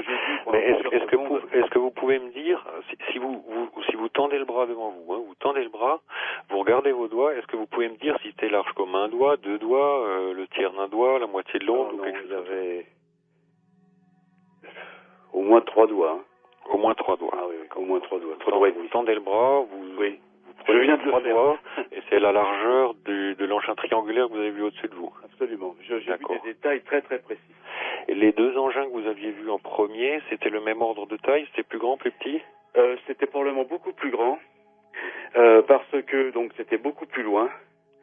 Mais j'ai quand même, c'est assez difficile à décrire, mais sur celui les deux avaient le nez, l'avant, plus penché que le reste de l'appareil. Donc il y avait ces 2 ailerons assez longs mais assez étroits en bas de l'appareil. Hein. Donc il n'y avait aucune fumée. De la même façon que sur le 3e engin donc triangulaire, je n'ai pas entendu de bruit qui couvrait le propre bruit de ma voiture, par exemple, ou je n'ai pas vu de fumée ou simplement quelque chose qui avait l'air d'être très bien placé dans l'air, qui était au-dessus de ma voiture. Enfin, au-dessus de ma voiture, quand même à 300 ou 400 mètres. D'accord. Si vous permettez, j'espère que vous vous vexerez pas, je vais essayer de faire l'avocat du diable et de jouer au sceptique. Est-ce que les 2 objets que vous avez vus au départ, ça pouvait être des avions à décollage vertical ordinaire, genre des Harrier? Impossible. Enfin, impossible. Est-ce que vous pouvez me dire pourquoi c'est impossible? Pourquoi c'est impossible? Parce que leur taille c'était pour des appareils qui étaient gigantesques à mon avis, et d'une forme tout à fait inhabituelle. Je pense que je lis assez souvent des revues techniques où effectivement il y a des prototypes de toutes sortes d'engins, notamment d'engins volants, et la position, que donc légèrement penché vers l'avant, à peu près à 30 degrés par rapport au sol. Je n'ai pas pensé du tout que ça pouvait être quelque chose qui existe ici, oserais-je dire, sans pour autant divaguer ou lorsque je lisais donc les livres sur les ovnis, ce qui m'intéressait c'était les observations. Mais les délires ou les excès ne m'intéressaient pas du tout. Mais tout ce qui était technique, observation notamment, relayé par des radars, ça m'intéressait beaucoup. Ça restait, à mon sens, quelque chose de sérieux, tout au moins. Alors, nous avons, mon cher Alain, un SMS qui est arrivé, que je trouve assez amusant, qui dit: bonsoir, est-ce que l'auditeur, autrement dit vous, a cherché d'autres témoins dans la zone? Et il signe Mulder. Je trouve ça, voilà, c'est le côté amusant. Mais est-ce que le gendarme vous a dit Non, mais est-ce que le gendarme vous a dit avoir peut-être reçu d'autres témoignages? Non, à ma connaissance, non. Je sais qu'ils sont venus avec moi en camionnette, à l'endroit donc où j'avais vu ces engins. Oui. Ah, quand même, ça a été donc ils ont poussé assez loin quand même. Absolument. Donc ça n'a pas servi vraiment à grand chose puisque les engins ne se sont pas posés. Oui, évidemment. Parce que je les ai vus. Oui, tout à fait. Non, alors j'avais appelé un journal local qui m'a pris pour un doudingue probablement. D'accord. Rien qu'au ton qu'il employait, bon, j'ai cru comprendre qu'il ne me prenait pas très au sérieux. J'imagine. Et ce que je peux comprendre, je veux dire, ce sont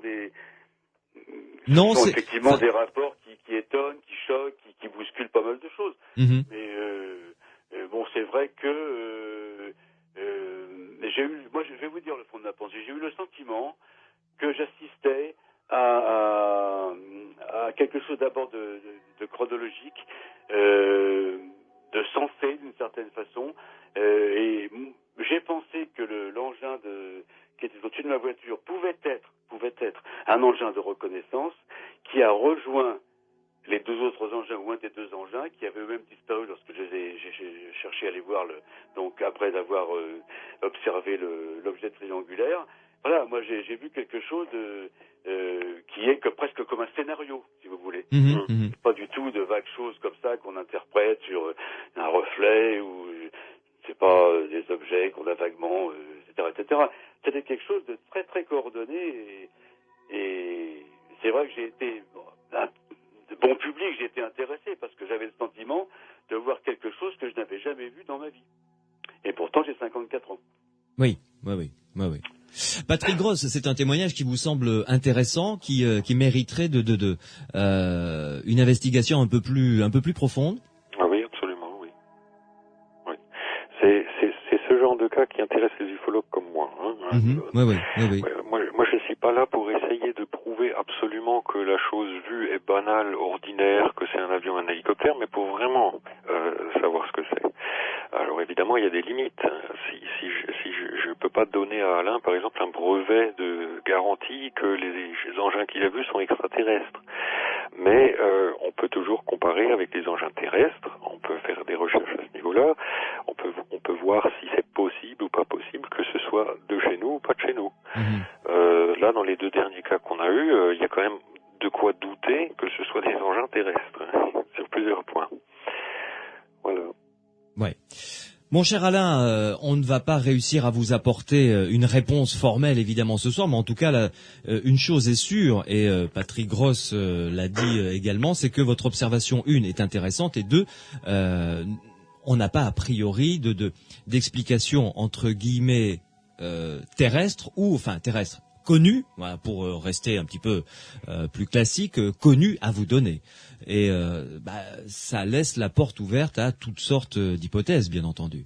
Bien sûr, c'est-à-dire qu'en témoignant ce soir, j'ai le sentiment donc d'avoir quelque part apporté une information. Oui. Voilà, vous avez tout à fait raison, et c'est absolument essentiel que les gens qui voient des choses aussi intéressantes en fassent part. Alors, moi je dis bravo à ceux qui le font, c'est très bien, mais il y a certainement beaucoup de gens qui n'en font pas part du tout, parce qu'il y a le risque du ridicule, etc. Alors il y a des solutions à ça, il y a le moyen de déposer des témoignages sous anonymat. La gendarmerie va respecter cet anonymat. Beaucoup d'ufologues, comme moi-même, on va respecter cet anonymat. Si la personne ne veut pas être embêtée à son travail par les collègues qui vont faire des gorges chaudes, parce que c'est comme ça, parce que les gens, ils aiment bien rigoler un bon coup, on peut garantir l'anonymat sur ce genre de choses. Donc il n'y a pas de raison de ne pas en parler. Maintenant, il faut faire attention. La gendarmerie, c'est une source sérieuse. Bon, ils sont pas là pour se moquer des gens. Les ufologues, en général, sont aussi des gens sérieux. Mais il faut quand même faire attention à qui on s'adresse. Il y a des ufologues qui vont tout de suite vous donner le certificat de garantie. Oui, ce monsieur a vu un engin extraterrestre. Je ne ressens pas de honte ou de gêne à parler de ça, parce que j'ai vu quelque chose qui ne n'ouvre pas sur le doute, parce que j'ai vu des choses tangibles, j'ai vu des choses façonnées, j'ai vu des choses construites, et j'ai vu un scénario qui m'a tout à fait étonné. Mais en ce sens, donc, voilà, c'est l'œil de l'observateur qui dit ce qu'il voit, et c'est vrai que j'ai une petite tendance à penser que c'était pas d'ici, mais j'en ai aucune preuve. Mais pour autant, je reste avec les pieds sur terre. Mais à mon avis, c'était quelque chose qui était pas d'ici.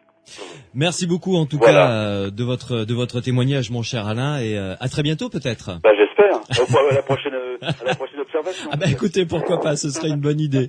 Je vous souhaite une bonne soirée en tout cas.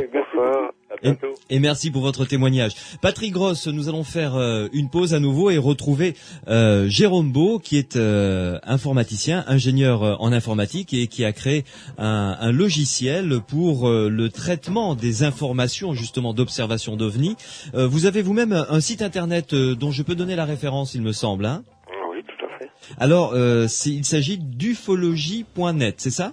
C'est ça, oui. Alors, ufologie, vous l'écrivez comment, vous? UFO. Ah, d'accord, ok. Très bien, il me semblait... Ah oui, c'est le double slash, c'est pour ça que je pensais qu'il y avait un H, parce que ufologie.net était pris, donc vous aviez fait une... D'accord, donc c'est ufologie.net tout simplement. Voilà, en français avec IE à la fin, quoi. Très bien.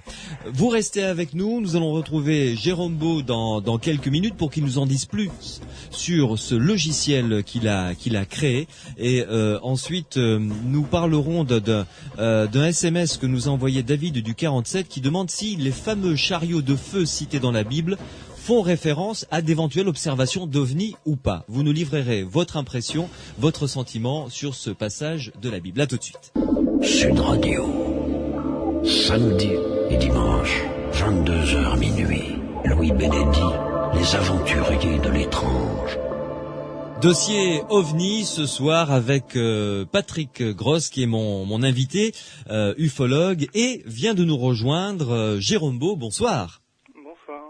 Merci de venir nous rejoindre dans les aventuriers de l'étrange. Je vous ai invité pour que vous nous parliez d'un logiciel que vous êtes en train de finaliser, car il est presque finalisé, j'imagine. Non, on peut pas dire ça. Il y a encore un peu de boulot. En cours de développement, oui. Très bien. Alors, concernant le traitement des témoignages de personnes qui ont observé des ovnis ou qui pensent avoir observé un ovni.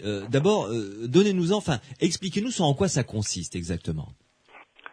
Si on reprend un peu les témoignages que vous avez eus ce soir même, ouais. Vous avez été amené à poser, vous, Patrick, un certain nombre de questions. Typiques de justement un enquêteur qui commence à récolter les premières informations pour se faire une idée de ce qui s'est passé exactement et ce dont témoigne le témoin. Parmi ces questions, on a vu que il y en a auxquelles le témoin a du mal à répondre. Par exemple, il se souvient plus de la taille de quelque chose, ou alors il a du mal à interpréter même les questions. Tout le monde ne sait pas forcément ce que c'est qu'une taille angulaire, un azimut, etc. Tout à fait. Effectivement, l'enquêteur va se mettre au niveau du témoin et lui parler de la manière la plus compréhensible possible, pas utiliser un langage technique pour se faire comprendre. Mais il y aura toujours des incompréhensions possibles et toujours des déformations possibles. Alors, le but du logiciel que je développe, qui n'est pas une idée nouvelle en fait, c'est d'essayer de limiter d'abord ces différents problèmes. Le problème du nombre de données à récolter, par exemple, on aurait pu demander au premier témoignage à quelle élévation en termes de degrés est-ce que c'était pour voir si une hypothèse astronomique était possible. On aurait pu demander est-ce qu'il y avait des nuages, quelle était la couverture nuageuse, etc. Mais il y a des tas de choses comme ça auxquelles on ne penserait pas forcément toujours. Et donc, en fait, l'idée, c'est si on essaye de reconstituer visuellement le témoignage, on va, en fait, en décrivant l'ensemble de la scène, collecter d'un seul coup toute une série de données, même celles auxquelles on ne pense pas. Je vous donne un exemple. Si le premier témoignage dessine sa forme lumineuse dans le ciel, sans le savoir, elle va définir une taille angulaire. Après, on pourra déduire cette taille angulaire du dessin qu'elle a fait. Si elle le fait évoluer, là en l'occurrence elle était stationnaire, elle va définir une vitesse angulaire. Et on va pouvoir déduire des tas de choses comme ça, alors que le témoin n'aura fait que décrire un mouvement, la manière dont ça lui a semblé se déplacer plus ou moins rapidement, avec des pauses, etc. Donc l'idée, c'est vraiment de simplifier à la fois le travail de l'enquêteur et du témoin, en focalisant vraiment sur le visuel, en limitant toutes les déformations possibles, en essayant de recréer vraiment ce qu'a vu le témoin sans passer par les mots qui passent toujours par des interprétations. Forcément, si le témoin vous dit « j'ai vu une toupie renversée », par exemple, qu'est-ce que ça veut dire pour vous? Qu'est-ce que ça veut dire pour lui? Est-ce que ça lui rappelle une toupie qu'il a vue dans son enfance qui ressemblait vraiment à ce qu'il a vu? Il peut y avoir des tas de choses possibles. Tandis que si vous voyez ce qu'il a décrit, là, vous verrez de manière brute, en quelque sorte, ce qu'il a vu. Alors, Alors bien sûr, ça élimine pas toutes les possibilités de déformation possibles là-dessus, mais ça les réduit déjà. Oui, mais dites-moi, ça doit être effectivement assez long à mettre au point ce genre de questionnaire, de logiciel, parce que il faut essayer de réduire toutes les possibilités d'erreur ou d'interprétation. Finalement, c'est énorme. Alors c'est long, oui, mais c'est pas parce que on essaye de réduire. Quoi que ce soit, en fait, on essaye surtout de faire en sorte que la représentation du témoignage soit la plus fidèle possible et la plus réaliste possible. C'est-à-dire que, par exemple, si on veut tester auprès du témoin une hypothèse de phénomène astronomique, par exemple, ou d'un ballon, par exemple, Patrick citait au départ des cas typiques qui ont été expliqués comme des ballons. Mm-hmm. Le problème, c'est que si un enquêteur vous dit, d'après ce que vous me dites, l'hypothèse la plus probable, c'est un ballon, vous aurez toujours des cas où le témoin va vous dire, vous me dites ça, mais moi, je sais ce que j'ai vu, et pour moi, c'était pas un ballon. Ouais. Et malgré tout ce que vous pourrez lui expliquer, il y a bien un ballon qui a été lâché à ce moment-là, vous avez retrouvé, etc. Le témoin vous dira, mais oui, mais moi, je sais que c'était autre chose. Mm-hmm. Ça rappelle un peu comme... la rentrée atmosphérique du 5 novembre 91, il y a des tas de gens qui ont vu des tas de choses. Et pour ceux pour lesquels on pourrait dire, ce que vous avez vu, c'était une rentrée atmosphérique, ils vont vous dire, non, moi je sais ce que j'ai vu, c'était pas ça. Mmh, mmh. Alors comment on peut résoudre ce problème ? Eh bien, si vous arrivez à simuler votre hypothèse de manière réaliste, vous la montrez au témoin. Là, le témoin peut vous dire si ce que vous lui montrez, ça ressemble à ce qu'il a vu ou pas. Oui, il est obligé de se rendre à l'évidence, quoi. Il peut sans forcément déboucher sur la conclusion, il peut vous dire oui, ça ressemble à ce que j'ai vu ou ça ressemble pas du tout. Mmh. Et là, vous avez le moyen d'avancer une hypothèse avec l'accord du témoin pour une fois. C'est-à-dire que le témoin vous dit, il dit pas que votre hypothèse est forcément la bonne, mais il vous dit au moins ce que vous simulez là, qui est un ballon au coucher du soleil par exemple, ça exclut pas effectivement ce que j'ai vu parce que ça ressemblait à peu de choses près. Oui, tout à fait. À ça. Ouais. Donc, ce qui veut dire que avec votre logiciel, on fait comme une sorte de portrait robot. On essaye de faire un portrait robot de ce que la personne a vu finalement. Voilà, exactement. Et comme je disais, c'est pas une idée nouvelle, c'est une idée qui a 30 ans au moins, puisque en fait le GEPAN, donc l'ancêtre du GIPAN, bien sûr, avait réalisé en son temps un outil, mais avec les technologies de l'époque, qui s'appelait le SimOVNI, qui était un simulateur d'observation d'OVNI, justement. Ça avait à peu près le même but. Sauf qu'aujourd'hui, l'idée donc, c'est de tirer parti des technologies d'aujourd'hui pour essayer d'en faire une version plus sophistiquée. Ouais. Et alors, ça se déroule comment donc la personne, le témoin, est devant un écran d'ordinateur. Et là, vous reconstituez le paysage, la luminosité jour, nuit ou entre les deux, s'il y avait forêt ou pas, vallonné ou plat, etc. Tout à fait. Le but, effectivement, c'est encore une fois de faire vraiment la reconstitution la plus fidèle possible pour mobiliser non pas des mécanismes chez le témoin de reconstruction qui sont lourds et fastidieux pour essayer de se remémorer, mais de lui présenter, d'arriver à présenter une situation où il puisse dire, quand on montre un portrait robot, ah oui, c'est ça que j'ai vu. Voilà. Donc, effectivement, on part bien sûr d'un ensemble de données de base, c'est-à-dire le lieu où il se trouvait, l'heure à laquelle il a fait son observation, etc., de manière à ce qu'on puisse reconstituer effectivement l'environnement du témoignage avec le ciel, notamment astronomique, avec les corps célestes qui étaient là et leur position à ce moment-là. Et puis, donc, le témoin va dessiner ce qu'il a vu, avec bien sûr des facilités qu'on va lui offrir pour qu'il puisse dessiner n'importe quelle forme. On ne va pas lui imposer des formes, bien sûr. Appliquer des effets d'éblouissement ou de flou, enfin de choses qui auraient pu affecter les formes qu'il dessine. Et puis, bien sûr, il va enregistrer les mouvements qu'il a vus, s'il y en a eu. C'est-à-dire qu'il va tracer, mais vraiment en temps réel, comme s'il était en train de revivre l'observation, le mouvement des phénomènes qu'il a vus. Ça, c'est enregistré. Et ce qui est intéressant, c'est que c'est pas enregistré sous forme d'images brutes comme des photos. C'est enregistré. En fait, ce sont les données qui sont enregistrées. C'est-à-dire constamment, quand on enregistre son témoignage, on va enregistrer chaque seconde ou chaque milliseconde, même si on veut, la position du phénomène à l'endroit, donc son élévation angulaire, sa position, sa couleur. Il peut changer de couleur au fur et à mesure du temps, etc. Oui. Voire même l'orientation du témoin, s'il tourne la tête, etc. Et donc toutes ces données-là vont être stockées de manière à pouvoir être par la suite analysées pour en déduire des données indirectes. C'est-à-dire, comme je vous ai dit tout à l'heure, à partir d'une vitesse angulaire, on peut faire des hypothèses sur des vitesses réelles différentes. Par exemple, les calculer. À partir de l'élévation, enfin de la position dans le ciel, on peut faire des hypothèses pour voir si, à ce moment-là, quel accord astronomique il y avait à cet endroit-là, par exemple, si c'est un phénomène stationnaire, etc., etc. Et donc, ces données sont stockées. Elles vont pouvoir être ensuite revues à volonté, c'est-à-dire qu'on va pouvoir le rejouer. C'est comme un magnétoscope, on rejoue, sauf que c'est pas des images, c'est les données qui sont réinterprétées, on revoit l'observation.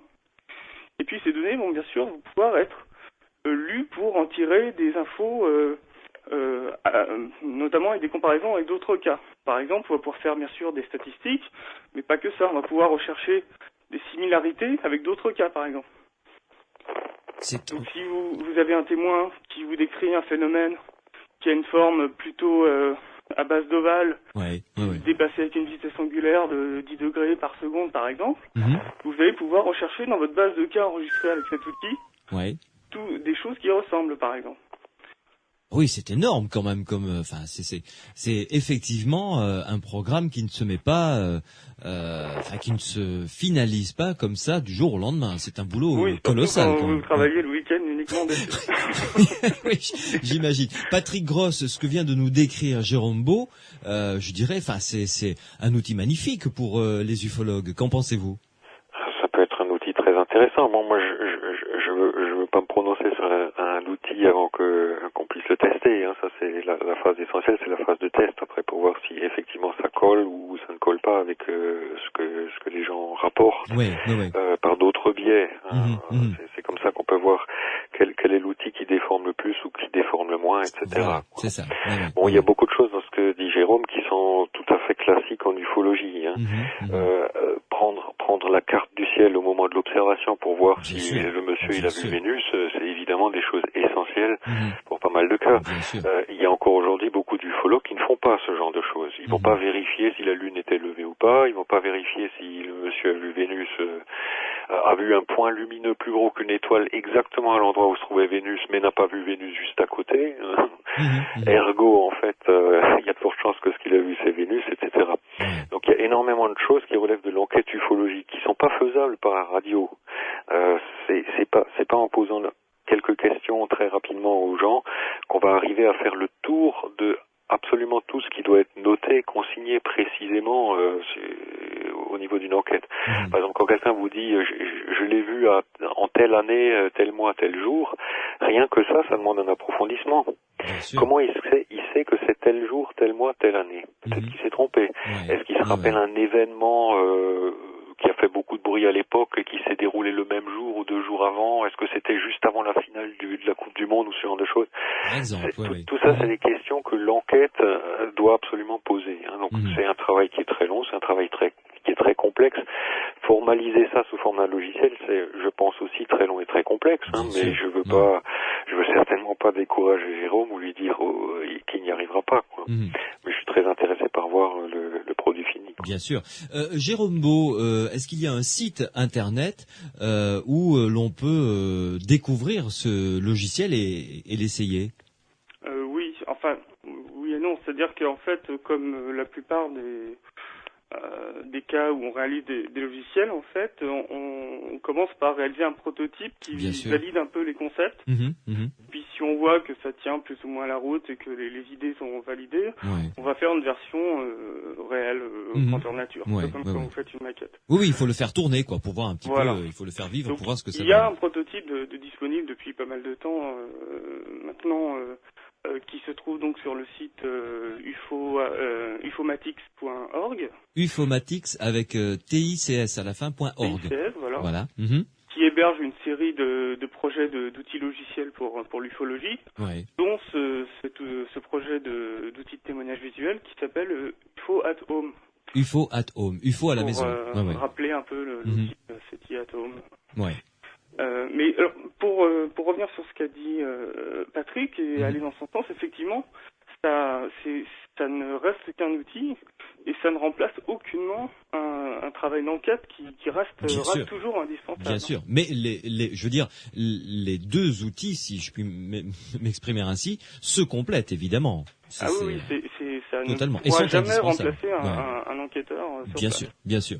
Merci beaucoup Jérôme Beau en tout cas d'avoir fait ce détour du côté des aventuriers de l'étrange. Je rappelle donc votre site internet où on peut voir parmi d'autres logiciels celui-ci, ufomatics.org, ufomatics.org, et le nom de ce programme dont vous nous avez parlé, très alléchant, je l'avoue, et très intéressant, c'est UFO at Home. Voilà. Merci beaucoup Jérôme Beau. De rien. Bonne soirée, au revoir. Bonsoir. Patrick Gross, très rapidement, puisqu'il nous reste plus que 3 minutes malheureusement, les chariots de feu cités dans la Bible, est-ce que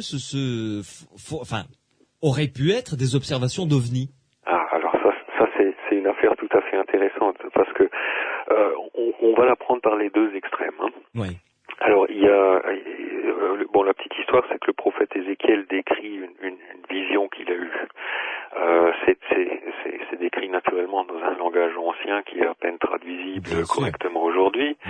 Donc ça laisse un petit peu de place à certaines interprétations. Alors il y a une interprétation qui a été faite non pas par un farfelu de l'ufologie la plus borderline possible, mais par un ingénieur de la NASA qui s'appelait Joseph Blumrich. Donc qui était un ingénieur à la NASA. Et lui, il s'est dit cette description, je vais la dessiner, je vais voir ce que c'est en faisant un dessin et en essayant de représenter techniquement les éléments que nous décrit le brave prophète Ézéchiel.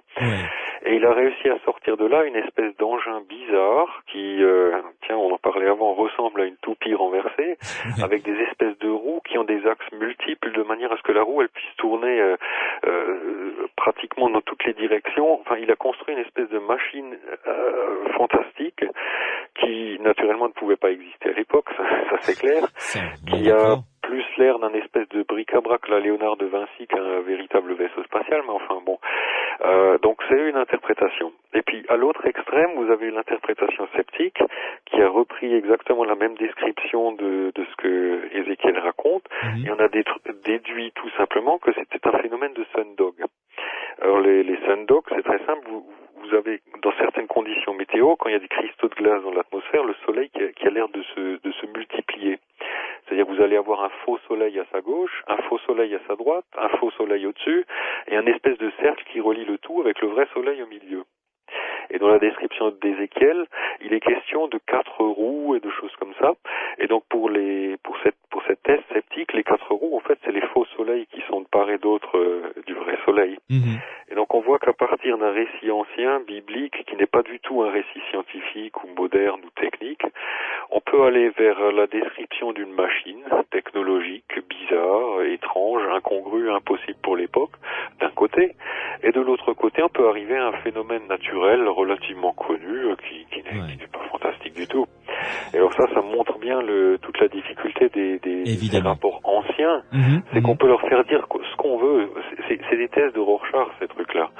On peut pas enquêter, on veut pas aller voir Ézéchiel et lui dire mais finalement, regardez les deux dessins. Voilà le dessin des sceptiques avec des faux soleils, et voilà le dessin de l'ingénieur Blumrich de la NASA, qui est quand même pas n'importe qui nous dessine une machine. Et puis déjà, il faudra lui expliquer ce que c'est que la NASA. Voilà. Le brave Ézéchiel, on peut pas lui montrer les deux variantes et lui demander son avis. Le temps est passé, il est plus là, c'est comme ça, quoi. Bon. Et donc c'est pour ça qu'il faut être très méfiant avec les anciennes histoires d'OVNI. On peut les interpréter dans un sens, dans un autre et au milieu, et puis on peut aussi se dire que après tout, ce que signifient ces histoires, c'est que peut-être nos ovnis dits modernes étaient aussi déjà vus autrefois, peut-être. Merci beaucoup Patrick Gross de nous avoir accompagnés. Je rappelle votre site internet ufologie.net. Voilà, ufologie.net. À très bientôt Patrick Gross. À très bientôt. Ça a été un réel plaisir de passer ces presque 2 heures en votre compagnie. On aura beaucoup de plaisir à vous réécouter à nouveau dans les Aventuriers de l'étrange. Bonne fin de nuit. C'est un plaisir pour moi. Merci beaucoup, au revoir. À bientôt, au revoir. Demain, rendez-vous de 22h à minuit pour 2 sujets très intéressants. Enquête sur la sœur Marie-Simon Pierre qui souffrait de maladie de Parkinson et qui aurait, grâce à sa prière à Jean-Paul II décédé, l'ancien pape décédé, vécu un miracle et aurait été totalement guéri. Alors miracle ou pas, nous en parlerons durant la première heure. Et deuxième heure, nous j'aurai le plaisir de recevoir Gilles Bernard, le président de Yance Québec, qui a vécu une expérience de mort imminente et il viendra nous la raconter et nous la faire écoutez. Je ne vous en dis pas plus. Rendez-vous demain. Merci à Mathieu qui réalise cette émission. Merci à Morad qui était au standard pour recueillir vos appels. À Pierre Massias qui continue à me donner un précieux coup de main pour construire ces émissions. Bonne nuit à l'écoute des rééditions, non, des rediffusions. Voilà, je cherche le mot, un peu fatigué. Des rediffusions des émissions de la journée et à demain.